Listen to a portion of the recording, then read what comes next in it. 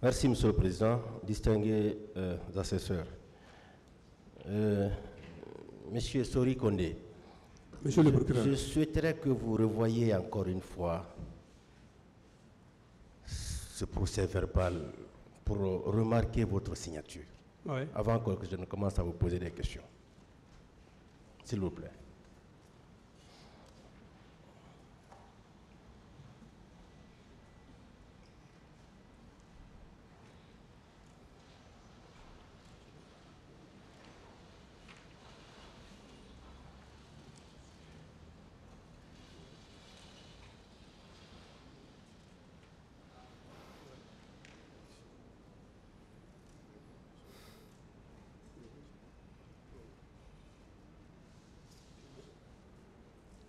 C'est votre signature? Oui, c'est ma signature. Au moment où vous faisiez cette déposition, vous étiez très lucide? Je n'ai pas saisi. Est-ce que vous étiez lucide? Bien sûr. Vous savez ce que vous avez déclaré devant le juge d'instruction? Hein? Est-ce que vous savez ce que vous avez déclaré devant le juge d'instruction? Oui. Je vais donner lecture de quelques passages. Oui. Vous avez dit ceci: lorsque nous sommes arrivés, nous avons constaté qu'il y avait des tirs de sommation partout. En général, lorsqu'il y a maintien d'ordre, il faut laisser une issue de secours pour les manifestants. C'est vous qui avez dit ça? Oui. Bien. Malheureusement, ce n'était pas le cas pour les bérets rouges. Les gens escaladaient les toits, les clôtures et la tribune du stade annexe pour atteindre le commissariat du stade où, après l'effondrement du toit, certains manifestants sont tombés. Les plus grands marchaient sur les plus petits, chose que j'ai déplorée. C'est vous qui avez déclaré ça? Oui. Bien. Et un peu plus loin, sur la page 3, on vous a posé la question: ce jour-là, il y avait combien de véhicules à votre disposition? Vous répondez: je ne me rappelle plus. Oui. C'est vous qui avez déclaré ça? Oui. Et tout de suite, là, vous êtes assis là, vous dites qu'il y avait 2 véhicules. J'ai dit deux équipes. 2 groupes. 2 équipes. Voilà. Dans chaque équipe, il y avait combien de véhicules? Ou pour chaque équipe, il y avait combien de véhicules? Je ne me rappelle plus maintenant le nombre d'équipes et le nombre de personnes par équipe. C'est ce qui était dans ma GIP, c'est ce que je me rappelle de ça. D'accord. Et on vous a posé également la question: quel est le corps qui a débuté les tirs? Vous avez dit en toute franchise: ce sont les bérets rouges que nous avons trouvés sur place, qui ont envahi le stade et qui tiraient dans tous les sens. Oui. Vous avez vu ça? Oui. Vous avez vu les bérets rouges en train de tirer? C'est eux-mêmes qu'on a trouvés, ils étaient en armes qui ont tiré. Et ils tiraient dans tous les sens? Oui. Bien. Et également, on vous dit combien d'équipes de patrouille ont été désignées? Vous avez dit une seule équipe dirigée par le colonel Kebro. Non. Oui, c'est écrit. Non. Non. Vous vous ravisez? Ah, comment se fait-il que moi je peux dire qu'il y a 2 groupes? Les 2 groupes là ne peuvent pas Non, se non, continuer. le procès verbal. Non. C'est pas. C'est écrit une seule équipe dirigée par le colonel Kebro. Le colonel Kebro n'a dirigé aucune équipe là-bas. Non. Alors, qui a déclaré ça devant le juge? S'il vous plaît, notez cette variation également, greffe. Non. Niveau de la page 3. Continuez, monsieur le procureur. Bien. Et on pose également la question: qui était le chef de votre équipe?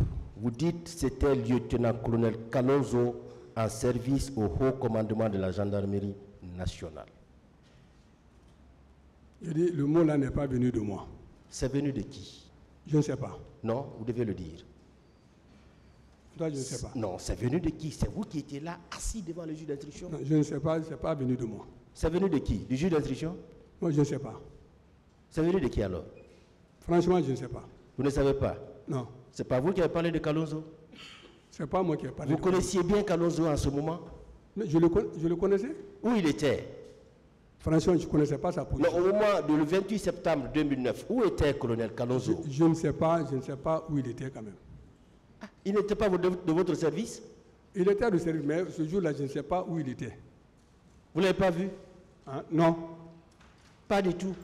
Non, je ne l'ai pas vu. Mais comment son nom a atterri ici? Bon, je me pose la question, toi, ce n'est pas venu de moi.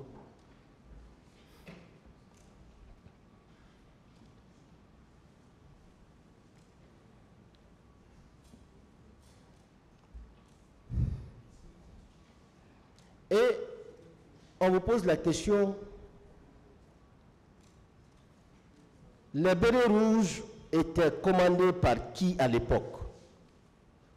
Vous dites ils étaient commandés par le colonel Claude Pivy. C'est vous qui avez dit ça quand même? Oui, c'est moi qui ai dit. C'est vous qui avez dit ça? C'est lui qui était ministre d'État chargé de la sécurité présidentielle. Les bérets rouges qui étaient venus au stade ce jour, ils étaient commandés par qui? Non, là, je peux pas dire. On m'a demandé, les bureaux rouges étaient commandés par qui à l'époque? J'ai dit, les bureaux rouges étaient commandés par le ministre d'État chargé de la sécurité présidentielle, colonel Pivy. D'accord. Et est-ce que toutes vos équipes étaient planifiées au niveau du stade et ses alentours? Non. Les deux équipes? Non, c'est à la rentrée. C'est à la rentrée au Splanade là-bas. Oui. C'est là-bas qu'on s'est limité. Et là, on a été repoussé encore pour Donka. Et l'autre équipe? Avec la violence des manifestants, on était dispersés. Personne ne connaissait la destination. Vous dites que votre équipe était dirigée par le colonel Ouo? Colonel? Votre équipe était dirigée par qui? Votre équipe, l'équipe à laquelle vous apparteniez, était dirigée par qui? Moi, le véhicule dans lequel j'étais, c'est moi qui étais chef de bord là-bas. Oui. Votre équipe? Non. Puisque vous dites que vous n'étiez pas chef d'équipe, vous étiez chef de bord. Chef de bord, oui. Alors, votre équipe qui a été constituée à la base là-bas était dirigée par qui? Le chef d'équipe n'a pas été constitué à la base. On a fait embarquer chaque véhicule, un officier comme chef de bord. Alors, les hommes qui étaient dans votre véhicule étaient dirigés par qui? C'est vous? J'étais le magistrat, c'était dirigé par moi.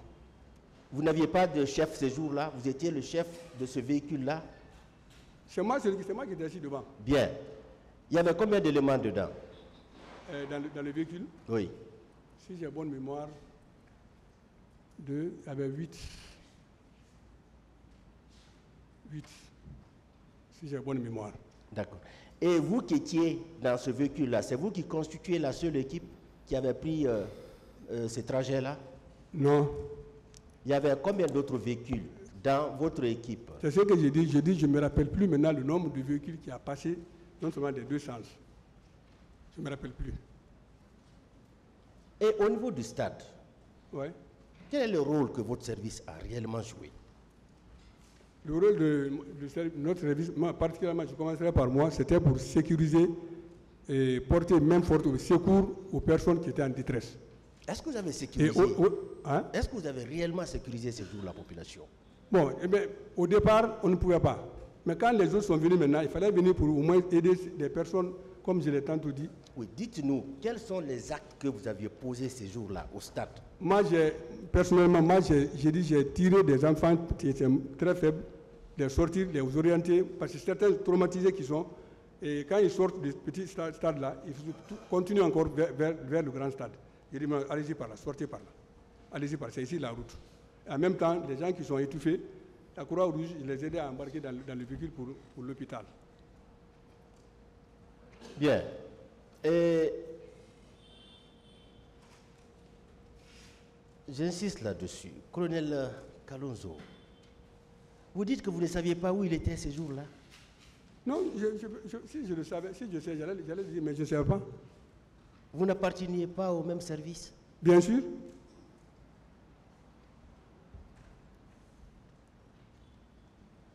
Et vous avez dit dans votre procès verbal que vous étiez souvent opposé au béret rouge. Ouais. Ah ouais? Vous étiez souvent opposé au béret rouge. Oui, parce que bon, le service antidrogue interpellait des bérets rouges qui commettaient des attaques à main armée. Les bérets rouges commettaient? Oui, certains bérets rouges. Des vols à main armée? Voilà. Donc, ils ont été interpellés par le service. Oui. Et cette mésentente était entre nous et celui de la présidence. Même une fois, le capitaine Dadis est parti intervenir à notre service. Parce qu'il y avait des bruits là-bas, c'était parti pour sortir ces gens-là. Lui, il a intervenu. Vous aviez interpellé des gens? Bien sûr. Des malfrats? Des gens qui avaient volé? Hein? Des gens qui avaient volé? Oui, bien sûr. Et le président Dadis est intervenu pour leur libération? Hein? Le président Dadis était intervenu pour leur libération? Non, pas pour leur libération, pour la libération des gens là. Le fait qu'il y a l'altercation entre nous et Toumba. Il était venu à votre présence? Hein? Capitaine Dadis était venu à votre présence? J'étais là-bas ce jour. Qu'est-ce qu'il a dit quand il est arrivé? Non, il est rentré, il s'est vu avec le chef. On l'a vu venir, il s'est vu avec le chef du département. Mais juste après son départ, les gens ont été libérés. Bon, je ne sais pas quel a été le sort des gens. Hein? Je ne sais pas quel a été le sort des gens. Parce que nous, tout le temps, nous étions en mission quand même. Vous ne savez pas? Mais ils ont quitté quand même votre service. Bon, je ne sais pas. En tout cas, le président quand même était venu intervenir. Mais vous avez cessé de les revoir là-bas? Bon, ce jour-là, quand moi j'ai quitté, j'ai fait 3-4 jours, j'étais en mission quand même. Parce que j'étais parti en mission à Sigri.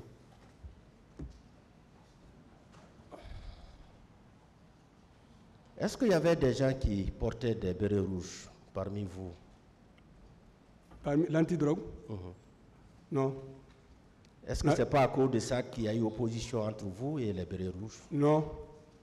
Nous sommes gendarmes. On n'a jamais porté le béret rouge, pas parce qu'on était à l'antidrogue. L'antidrogue, c'est un service mixte. Donc chaque unité ou chaque institution porte sa tenue régulière. Oui. On n'a jamais porté le béret rouge. Mais le garde rapproché du colonel Tchebro, un des gardes, arborait le béret rouge. Moi? Un garde rapproché du colonel Tchebro arborait le béret rouge. Bon, non, un gendarme? Portait. Un gendarme? Non, il y avait un béret rouge qui était derrière lui. Mais lui n'était pas gendarme. C'était qui? Lui, il était béret rouge. C'était qui? Non, je ne connais pas son nom. Ah, mais vous le connaissez? Puisque vous dites qu'il n'était pas gendarme. C'est qui? Il s'agit de qui? On l'a trouvé, moi, ma détache là-bas, j'ai trouvé... Vous dites qu'il n'est pas gendarme. Non, lui n'est pas gendarme. Il est qui? Comment il s'appelle? Il est même sous-préfet actuellement, si c'est vers Dubreka. Il est sous-préfet là-bas maintenant. C'est un béret rouge. Vous ne connaissez pas son nom? Non, je ne retiens plus maintenant son nom. Mais lui n'est pas gendarme. Aucun gendarme n'a porté le béret rouge. Bien. Vous connaissez bien le colonel Blaise Goumou? Oui, c'est un camarade de promotion. Oui. Vous pouvez nous parler un peu de lui? Bon, dans quel contexte? Parce que ce jour-là, je ne sais pas qu'est-ce que je peux dire sur lui. C'est un ami quand même, un camarade de promotion. Je le connais de moralité. Il était au stade? On a quitté ensemble. Est-ce qu'il était au stade? Je ne l'ai pas vu. Parce que il était là-bas? Lui, il dit qu'il était là-bas. D'accord, il peut être là-bas. Et vous aussi, vous étiez là-bas? On ne peut pas se voir. Il peut être là-bas sans que moi je le vois quand même. Vous n'étiez pas ensemble? Non. Donc, on est venu, il y avait un toy-boy là-bas. Donc vous étiez très nombreux là-bas à votre service? Non. Ah, vous étiez très nombreux parce que vous ne vous voyez même pas? Non, hormis l'effectif du personnel, il y avait un monde fou, les manifestants. Donc on ne pouvait pas démanteler réellement le personnel militaire ou quoi que ce soit. Colonel Blaise Goumou était dans quelle équipe? Là, je ne me rappelle pas. Est-ce que le colonel Tchebro était au courant de tout ce qui se passait au sein de son service? Je n'ai pas compris. Est-ce que le colonel Tchebro était informé de tout ce qui se passait au sein de son service? Je ne peux pas répondre ça parce que c'est le chef. Il peut ne pas être informé. La réponse là, je ne peux pas donner cette réponse. Il était toujours présent là-bas? Il était toujours présent là-bas. D'accord. Est-ce qu'il y avait des conteneurs là-bas? Non. À ma connaissance, non. Et comment vous gardiez les gens? Où vous gardiez les gens? Non, il y avait des chambres là-bas. Il y avait des chambres dans les bâtiments là où on gardait les gens. Pendant combien de temps? Ça, dans un délai de 48 heures, 72 heures, et avant de les déférer. D'accord. Est-ce que des manifestants ont été transportés au sein de votre service? Je n'ai pas compris. Des manifestants? Ah non, s'il y a des manifestants qui sont pas, moi je n'ai jamais vu les manifestants. Non, il y a des victimes qui sont passées ici. Oui, des victimes sont passées ici et elles ont expliqué comment elles ont été transportées au sein de votre service. Vous ne pouvez pas dire ça. Et Monsieur le Président l'a rappelé, hein, vous n'êtes qu'un témoin, vous allez vous créer des problèmes. Non, Monsieur le Président a dit que vous êtes témoin, vous devez dire ce que vous savez. non, je ne peux pas dire ce que je n'ai pas vu. Si les manifestants sont pas là, moi je ne l'ai pas vu personnellement. Vous êtes prêt à être confronté à ces manifestants? Oui, mais celui qui va dire mon nom, qui m'a vu... Non, pas votre nom, mais votre service. Oui, Vous êtes prêt à être confronté à ces manifestants? je n'ai pas bien compris. Est-ce que vous êtes prêt à être confronté aux manifestants qui ont été enlevés au stade, transportés dans vos services et être séquestrés pendant des jours? Est-ce que vous êtes prêt à être confronté à ces manifestants? Bien sûr, bien sûr. Merci pour le moment, Monsieur le Président.